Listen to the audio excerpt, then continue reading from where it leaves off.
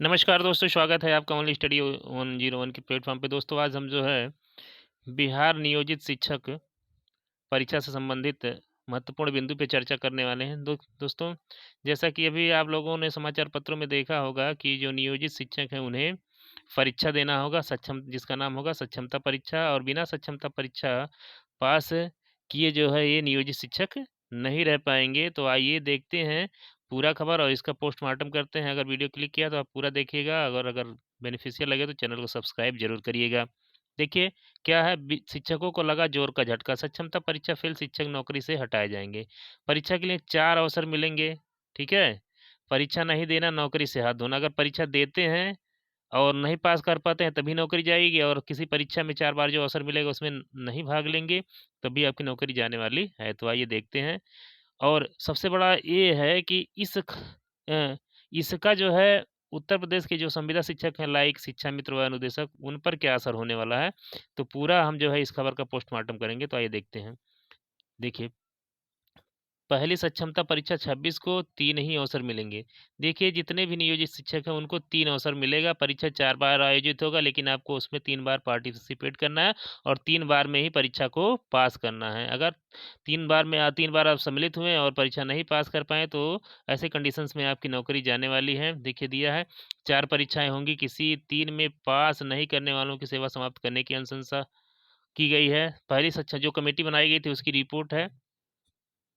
पहली सक्षमता परीक्षा 26 को 3 ही अवसर मिलेंगे। अब देखते हैं पूरी खबर।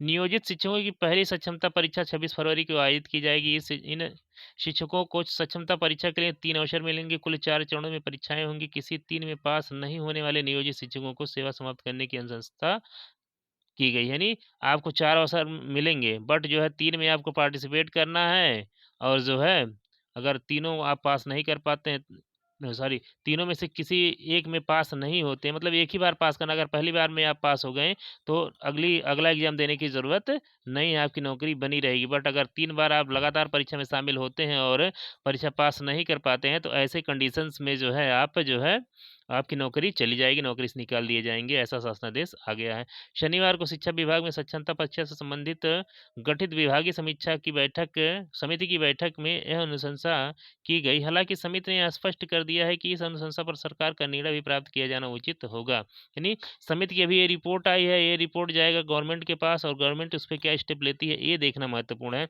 परीक्षा लेने की जिम्मेदारी बिहार विद्यालय परीक्षा समिति को सौंपी गई है। बैठक में समिति के अध्यक्ष और शिक्षा विभाग के अपर मुख्य सचिव के पाठक के अलावा बिहार विद्यालय परीक्षा समिति के अध्यक्ष आनंद किशोर, राज्य शिक्षा शोध एवं प्रशिक्षण परिषद के निदेशक आर सजन और प्राथमिक शिक्षा निदेशक नेहा प्रसाद श्रीवास्तव बतौर सदस्य शामिल हुए। श्री श्रीवास्तव इस समिति के सदस्य सचिव भी हैं। बिहार विद्यालय विशिष्ट शिक्षक नियमावली 23 के तहत स्थानीय निकाय शिक्षक जो सक्षमता परीक्षा में शामिल नहीं होते हैं और तीसरे प्रयास में भी परीक्षा उत्तीर्ण नहीं कर पाते, उनको लेकर सक्षमता परीक्षा से संबंधित गठित विभागीय समिति की बैठक हुई। इसमें ऐसे शिक्षकों को लेकर विस्तार से विचार विमर्श किया गया। बैठक के दौरान समिति ने महसूस किया कि प्रत्येक शिक्षक को 3 अवसर देने के लिए बिहार विद्यालय परीक्षा समिति को 4 चरणों में परीक्षा लेनी पड़ सकती है, क्योंकि कुछ स्थानीय निकाय शिक्षक किसी व्यक्तिगत कारणों से किसी परीक्षा में शामिल नहीं हो सकते हैं, जैसे बीमारी, दुर्घटना आदि। किसी कारणवश उनका कोई प्रयास छूट जाता है तो ऐसे में उनके लिए एक अतिरिक्त प्रयास की व्यवस्था करना आवश्यक है। अब देखते हैं। तो ये थी पूरी खबर। अब हम देखते हैं कि जो है इसका क्या असर होगा यूपी पे। अभी जो है इस पे सरकार का निर्णय नहीं आया है, सरकार का निर्णय होगा अंतिम। देखिए, समिति की अनुशंसा पर राज्य सरकार को आगे फैसला करना है। खासकर नियोजित शिक्षकों की सेवा समाप्त करने की अनुशंसा पर सरकार का निर्णय ही अंतिम होगा। समिति ने अपनी बात रख दी है, अब सरकार के स्तर पर ही इस पर मंथन होगा। किसी कारणवश यदि कोई नियोजित शिक्षक है जो है 3 बार में परीक्षा पास नहीं कर पाता है तो ऐसे कंडीशंस में क्या होगा, अब गेंद जो है गवर्नमेंट के पास है। इसके अलावा आप देखते हैं कि यूपी पे यूपी के आगामी जो शिक्षक या शिक्षा मित्र हैं, कार्य कर रहे हैं संविदा शिक्षक के रूप में, उन पे क्या असर होने वाला है। इन फ्यूचर कहीं न कहीं ये जो शर्त है ये यूपी में भी देखने को आपको मिलेगा, क्योंकि इन फ्यूचर कभी न कभी जो गवर्नमेंट आएगी तो गवर्नमेंट जो है शिक्षा मित्र व अनुदेशक का समायोजन करेगी या नियोजित शिक्षक के रूप में उन्हें स्थायित्वकरण प्रदान करेगी, तो जो है उन्हें भी इस तरह का जो है परीक्षा पास करने का अवसर मिलेगा।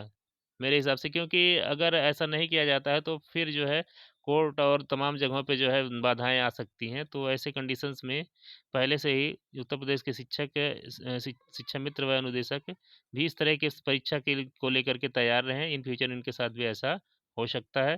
फिलहाल अभी तो जो है उत्तर प्रदेश में कमेटी गठित की गई है और जो है जिस पे जो है 18 जनवरी को बैठक भी हुई है, लेकिन अभी उस पे कोई स्टेप नहीं लिया गया, सरकार के द्वारा कोई निर्णय नहीं लिया गया है कि सरकार शिक्षा मित्रों के भविष्य को लेकर के क्या करने वाली है।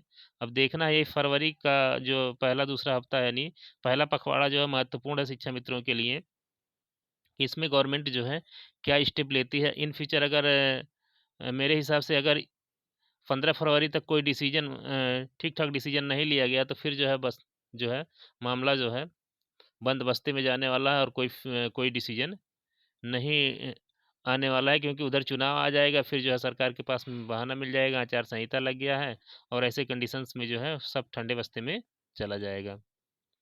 तो यही 15 फरवरी महत्वपूर्ण है शिक्षा मित्रों के लिए यूपी में, और ये खबर था जो कि लगा कि आपको दिया जाना आवश्यक था, इसके लिए मैंने जो है